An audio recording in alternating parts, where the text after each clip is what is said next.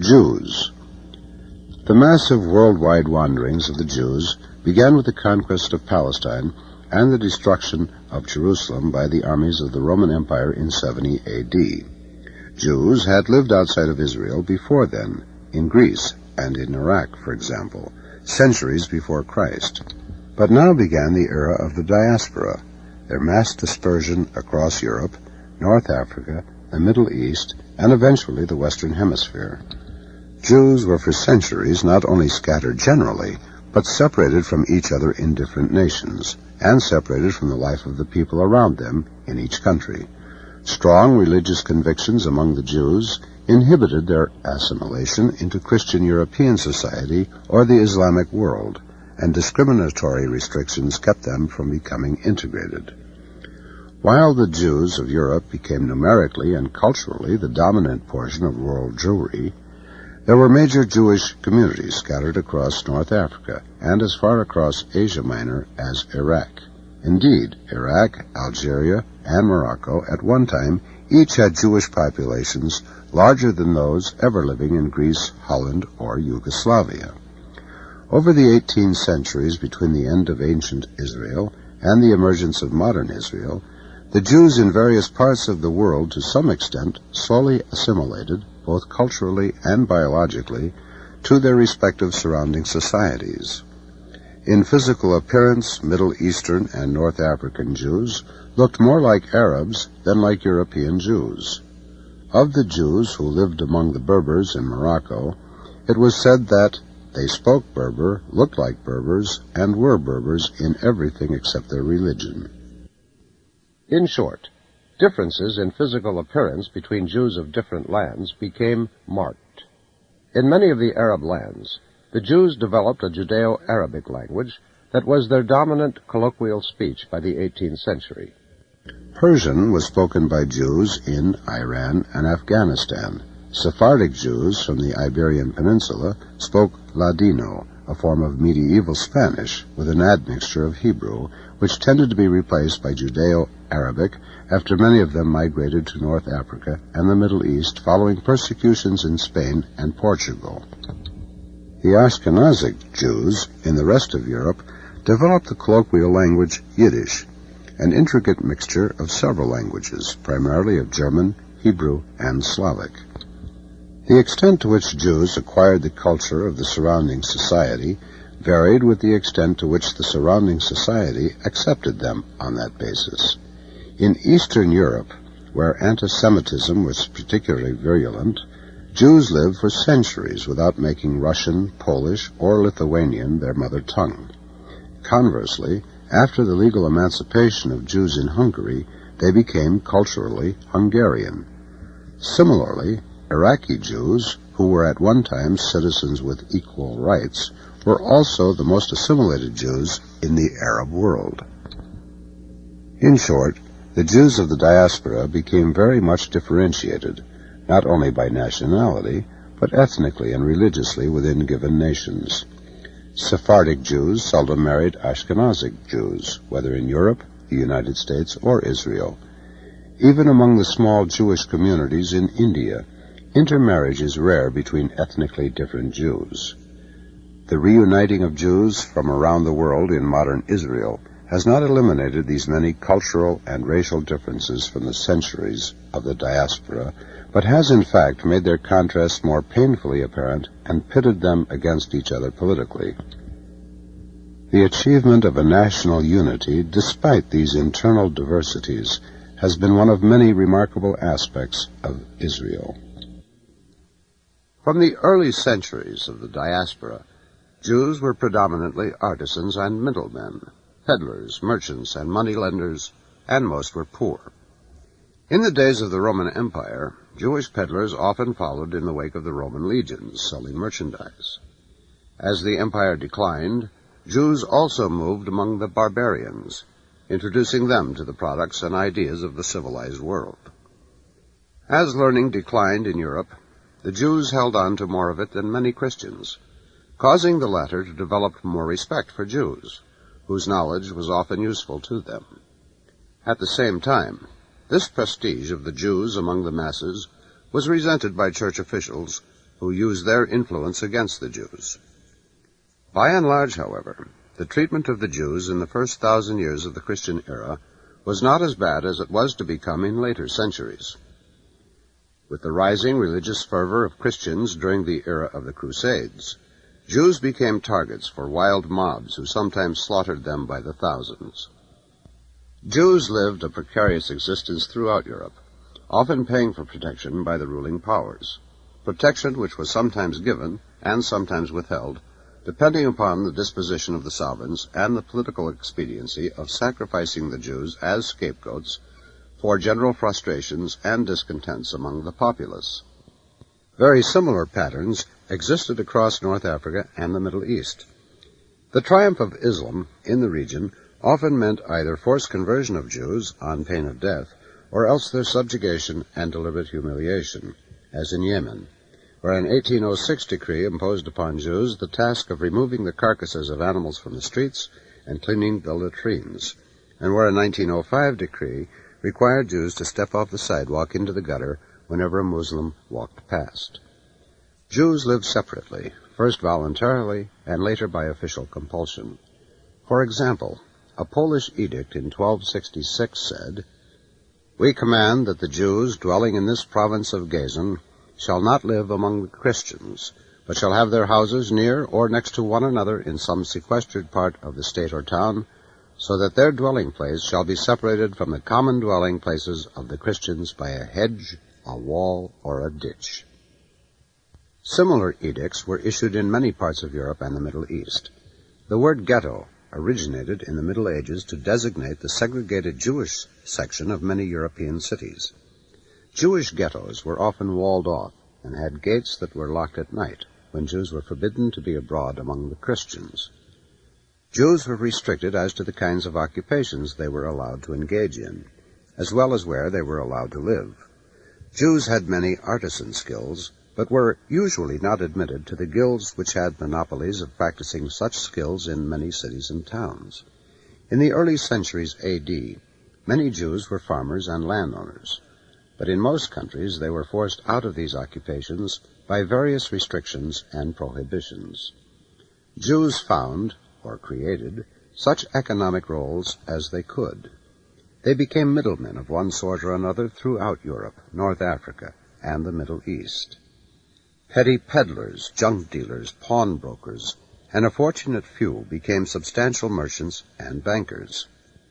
Many Jews practiced their artisan skills on the fringes or in the interstices of these societies. Their skills, work capacity, and frugality made Jews valuable additions to many economies, and the money they lent made them welcome by rulers and the nobility, who were often in need of loans to sustain their wars or other extravagances. But the peasants and the poor of Europe, North Africa, and the Middle East, like their counterparts in Southeast Asia, hated foreign middlemen who prospered in their midst and were therefore presumed to prosper at their expense.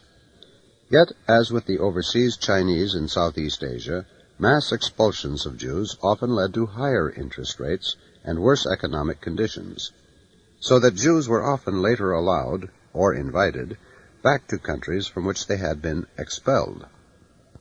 Confiscatory taxation, mass expulsions, orgies of mob violence, looting, and systematic destruction of property all took their toll on the Jews, both economically and psychologically. Jews became poor in many countries where they had once prospered. They remained strangers and prey to local bullies in countries where they had lived for centuries, sometimes longer than the majority of the inhabitants who were considered natives. Timidity, self-consciousness, suspicion of their neighbors became characteristic of the ghetto Jew. They walked with a bent posture of humility and fear, the ghetto crouch. Nor was this reaction limited to European Jews. In Yemen as well, Jews had learned the art of accepting insults with self-effacement, and Yemenite Jews themselves recognized that humility and timidness were basic features of their character.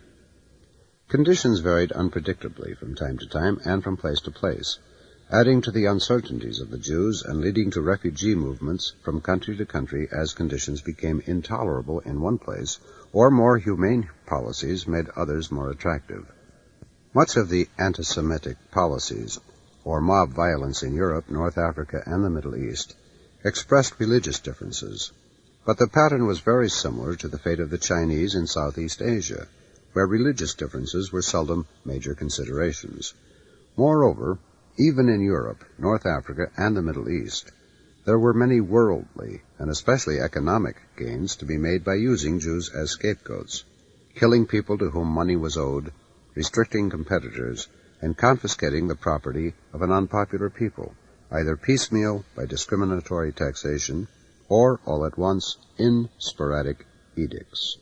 In short, religious rhetoric did not imply religious bigotry as the prime motivating force, especially among ringleaders of mobs or rulers of nations. Spain. Jews lived and prospered in Spain for centuries before the founding of the Visigoths' kingdom in 412 AD, or the conversion of the Visigoths to Roman Catholicism in 589 AD. As in much of the rest of Europe during this period, the Jews of Spain lived with a certain amount of toleration and even respect from the non-Jewish population.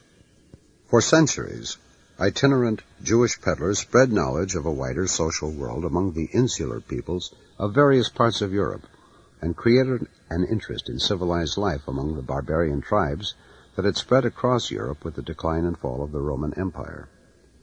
By the time the Visigoths founded their kingdom in Spain, Jews were well established, influential, and wealthy there. They engaged in a wide range of activities, including the ownership of large estates and the holding of both civil and military offices. Although the Visigoths were initially very tolerant of religious differences, the conversion of their ruling monarch to Catholicism in 589 established strong church-state ties and began a policy of restrictions on Jews that developed into full-blown persecution under the later Visigoth kings, notably in the 7th century A.D. The motivation for these actions appeared to have been political rather than religious. Nevertheless, many Jews fled Spain under the later Visigoth kings. Ironically, the conquest of Spain by the Mohammedans in the 8th century A.D. restored freedom to the Spanish Jews and opened what had been called the Golden Age in their development. Not only did the Jews of Spain prosper, Spain itself became the wealthiest and most cultured nation in Europe. Jews became a conduit for the transmission of skills and scholarship, as well as goods, between the Muslim and the Christian worlds.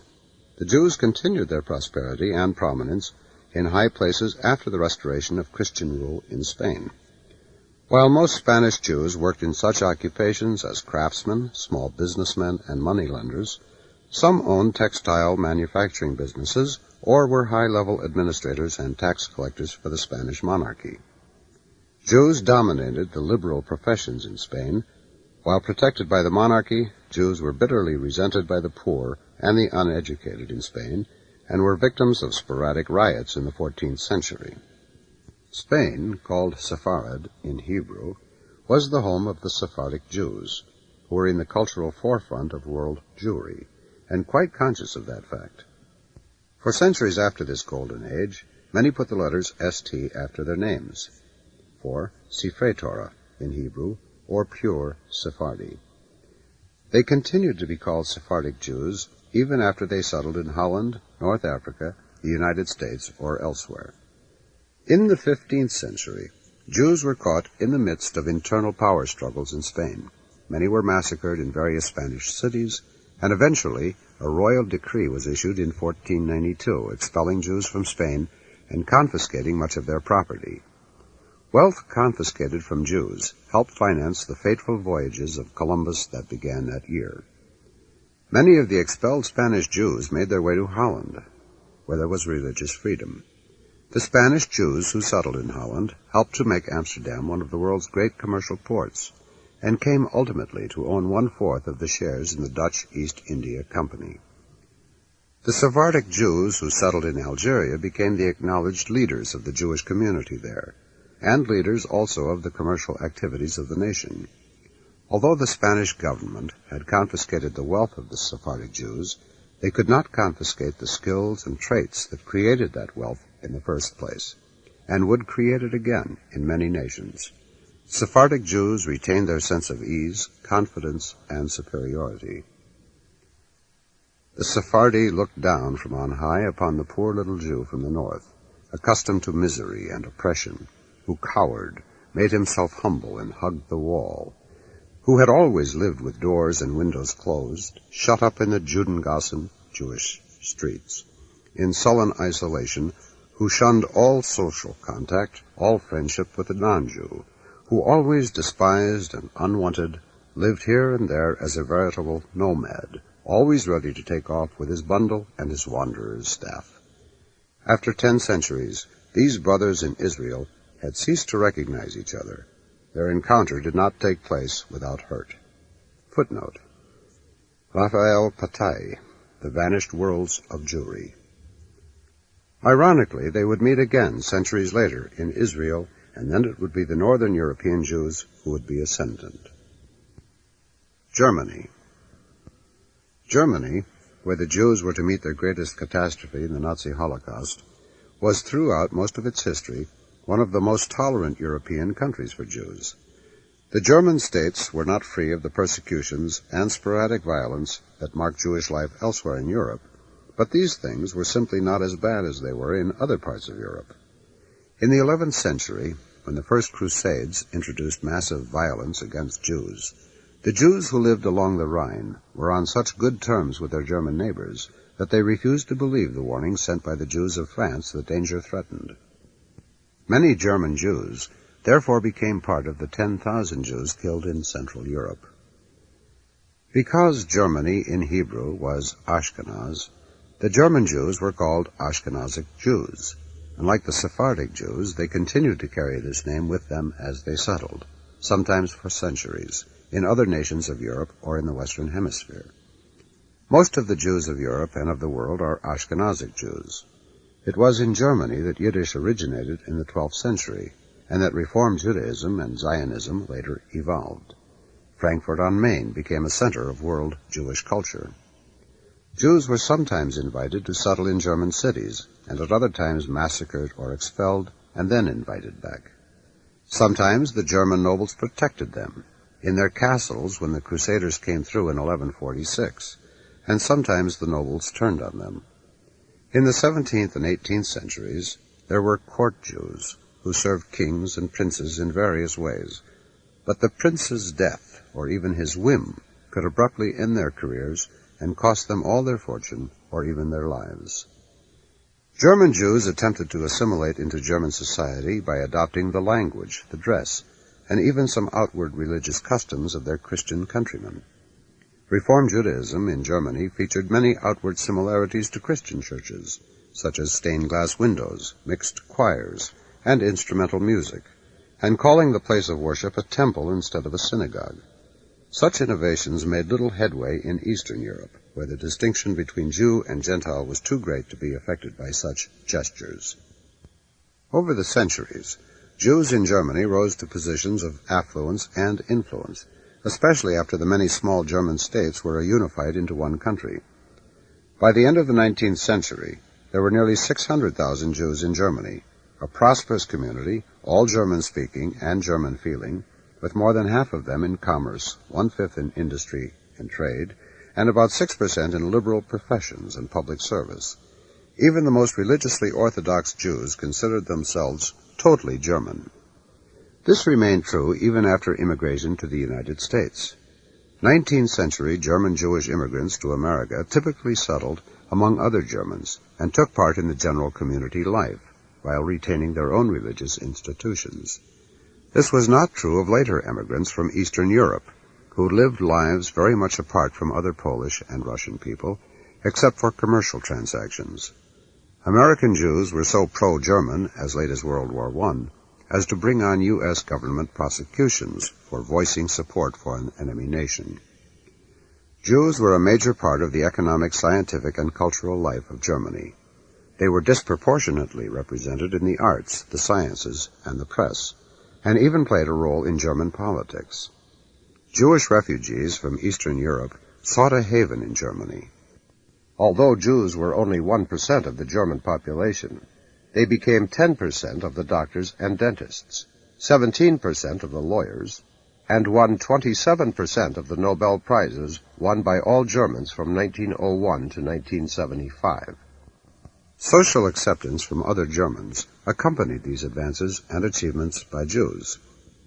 In the 1920s, nearly half of all Jewish marriages in Germany were to Gentiles. Thousands of Jews converted to Christianity or simply withdrew from the Judaic religion and community.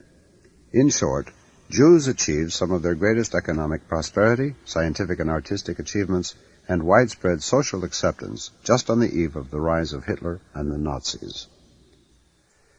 Anti-Semitism in Germany reached fanatical levels among the small group of Nazis in the 1920s. When the general crisis and collapse of the Weimar Republic brought the Nazis to power in 1933, the stage was set for the greatest catastrophe ever to befall the Jews, or perhaps any other people in history, the cold-blooded murder of 6 million defenseless human beings for no other reason than simply being Jews. While this was the climactic disaster of Jewish history, it was also a repetition of a pattern that had appeared again and again in their history. Eastern Europe. Historically, Eastern Europe has lagged behind Western Europe in economic development and general cultural advancement. The Jews carried the economic skills and cultural development of Western Europe into Eastern Europe. In order to encourage this process, the Polish ruler, Boleslav, issued a charter in 1264 protecting the Jews in his domain. This made Poland an attractive refuge for many European Jews, not only from Germany and Central Europe, but also from as far away as Spain. Later rulers continued this policy in order to attract more Jews and gain the benefits their skills were bringing to Poland. By the 16th century, Jewish academies were flowering in Poland and other Slavic areas, where many Jews were living in self-governing communities. Polish Jews were in the vanguard of Ashkenazic Jewish cultural development. Economically, they were thriving as well. Jews could function on an equal footing with Christians. They controlled the international trade between Christian Europe and the East, and from the late 15th century with the Ottoman Empire, provided the nobility with clothing, dyes, and luxury items, financed kings, magnates, cities, and businesses, managed mines and customs stations, and played a leading part in the periodic fairs which took place in several major cities. In the year 1600, there were about 500,000 Jews living in Poland, far more than in Western and Central Europe combined. The prosperity of the Polish Jews provoked resentment among the Polish peasant masses, especially bitter toward those Jews who acted as rent collectors for the Polish nobility and tax collectors for the Polish government. By the middle of the 17th century, popular hatred of Jews in Eastern Europe was expressed in periodic mass violence, a century and a half of almost uninterrupted massacres of Jews. Polish Jews also suffered economic, social, and cultural decline. When Poland was incorporated into the Russian Empire, Jewish residences were restricted to specific parts of Russia called the Pale of Settlement. Jews could not live beyond the Pale. Eastern European Jews were now worse off than the Jews of Western Europe, and were cut off from the life and culture of other Europeans. The Russian government attempted to assimilate the Jews by authoritarian measures. Orders to Jews to cut their beards, dress like Russians, teach Russian in their schools, and send their youths away for long years of military training, which included Russian non-kosher food and Russian religious practices. Evasions and repressions followed these policies until the middle of the 19th century, when Tsar Alexander II began to rescind many anti-Jewish policies. But the assassination of the Tsar in 1881 marked not merely the end of these policies, but the beginning of a new era of mass violence against Jews in Eastern Europe. The Russian police stood idly by as massive riots, pogroms, spread through Russia in 1881, killing several hundred Jews. The Russian government's response to these riots, and international indignation over them, was to force Jews to relocate from the smaller towns into the larger urban centers within the Pale. The impossible situation of Jews in Russia and in other parts of Eastern Europe provoked one of the greatest exoduses ever seen in history. In a period of 33 years, almost one-third of all the Jews in Eastern Europe left their homelands. Between three-quarters and four-fifths of the Russian Jewish immigrants went directly to the United States, and many other Jews found their way to America after stopping temporarily in other countries. While only about 1,500 Jews per year had left Tsarist Russia in the decade ending in 1880, more than 50,000 per year immigrated to the United States in the next decade, and this was doubled again in the following decade. In the early 20th century, nearly 100,000 Jews per year were leaving Russia for the United States alone. When Poland gained independence from Russia after World War I, its resurgent nationalism took the form of excluding Jews from many sectors in the economy where they had been working for centuries. The rise of Nazi anti-Semitism in neighboring Germany during the 1930s found its echo in Polish thoughts and deeds, including anti-Jewish boycotts and pogroms. After the Nazis conquered Poland, their anti-Semitic policies were well received by the Poles who cooperated. At the end of World War II, Poland was virtually without Jews. The United States. A long history of greater religious tolerance than in Europe made the United States especially attractive to persecuted Jews. Jews began arriving early in colonial America, Sephardic Jews who had wandered from country to country seeking refuge in the wake of the mass expulsions from Spain in 1492. In 1654, a small group of Jews from Brazil arrived on the Santa Catarina, sometimes known as the Jewish Mayflower. By the time of the Revolutionary War, there were about 2,000 Jews in the American colonies. These early Sephardic Jews were followed by German Jews in the 18th century. Then came the massive immigration of Eastern European Jews, beginning in the 1880s. Unlike the German Jews, who were spread out across America, Eastern European Jews concentrated in New York City. Of nearly 1.5 million Jews who entered the United States between 1881 and 1911, 70% settled in New York City. Their greatest concentration was on Manhattan's Lower East Side, where more than 500,000 Jews were packed into 1.5 square miles. About half of the Jewish families slept 3 or 4 to a room, and another quarter slept 5 or more to a room. Kitchens and parlors often served as bedrooms at night, and parts of an apartment often served as workplaces during the day for sweatshop labor, with its long hours and low pay. The streets below were also crowded with masses of pushcarts, peddlers, and customers, a packed throng through which a few wagons tried to force their way. In these streets, the crush and the stench were suffocating. The great bulk of the early immigrant Jews from Eastern Europe were manual laborers, but 2/3 were skilled workers. 1 out of 3 Jewish immigrant workers earned a living in New York's garment industry, where the workers were usually Eastern European Jews and the owners German Jews. Although the Jewish immigrants arrived in America with less money than most other immigrants, their rise to prosperity was unparalleled. Working long hours at low pay, they nevertheless saved money to start their own small businesses, often just a pushcart, or to send a child to college. While the Jews were initially destitute in financial terms, they brought with them not only specific skills, but a tradition of success and entrepreneurship, which could not be confiscated or eliminated, as the Russian and Polish governments had confiscated their wealth and eliminated most of their opportunities. The Jews began to rise again in the United States, first in skilled occupations and small businesses. Their children could then be kept in high school, and many began to enter the free municipal colleges of New York City. By 1916, Jews constituted 44% of the students at Hunter College and 73% of the students at City College. Even at Catholic Fordham University, 1/5 of the students were Jews. The Jewish educational advancement paid off in professional careers.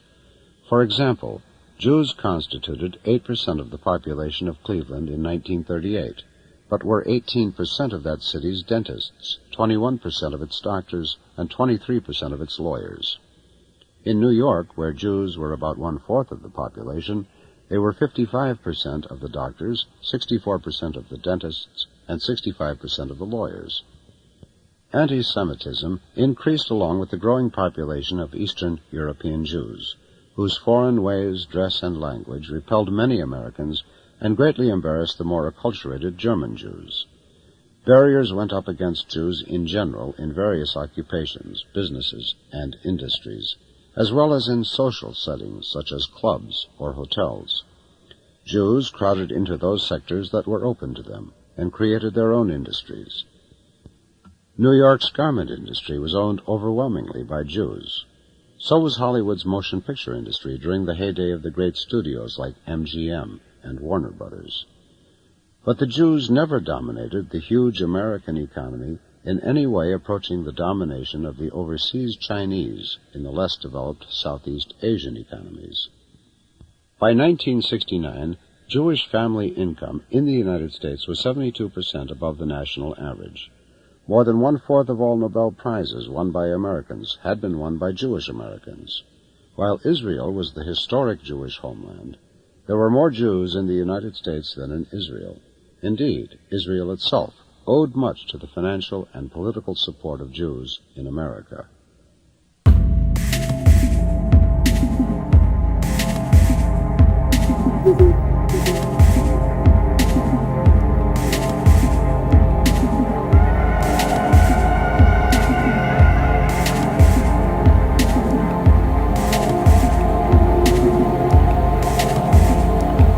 Kaddish.